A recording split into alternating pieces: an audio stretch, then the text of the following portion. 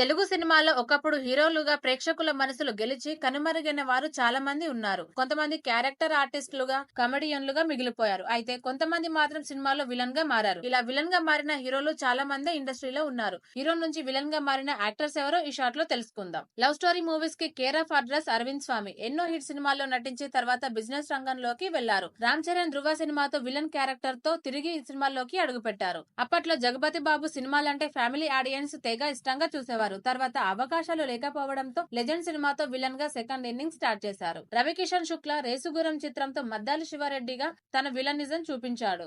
అయితే ఈయన ఒకప్పటి హీరో అని చాలా మందికి తెలియదు. అవును, భోజ్పురి హిందీ భాషలో ఎన్నో హిట్ సినిమాల్లో హీరోగా నటించారు. ఒకప్పుడు ఫ్యామిలీ ప్రేక్షకులకు దగ్గరైన హీరోల్లో శ్రీకాంత్ ఒకరు. ఇండస్ట్రీకి ఎన్నో హిట్స్ ఇచ్చిన శ్రీకాంత్ సినిమాలు ఇటీవల జనాలకు ఆకట్టుకోలేకపోయాయి. దీంతో అఖండ సినిమా నుంచి విలన్ గా మారారు. 2005లో హ్యాపీ డేస్ సినిమాతో తెలుగు తెరకు పరిచయం అయ్యారు వరుణ్ సందేశ్. ఈయన సినిమాలకు యూత్ లో మంచి క్రేజ్ ఉంది. మెల్లిగా అవకాశాలు తగ్గడంతో కనుమరుగైన ఈ youth hero Bigg Boss season 3 లో కంటెస్టెంట్ గా కనిపించి తర్వాత సందీప్ కిషన్ హీరోగా చేసిన మైకేల్ సినిమాలో విలన్ రోల్ లో నటించాడు. ఓకే ఫ్రెండ్స్, వీరిలో మీకు నచ్చిన విలన్ క్యారెక్టర్ ఏంటో కామెంట్ చేయండి. అలాగే వీరిలానే విలన్ గా మారిన హీరోలు ఎవరైనా మీకు తెలిసి ఉంటే కామెంట్ చేయండి.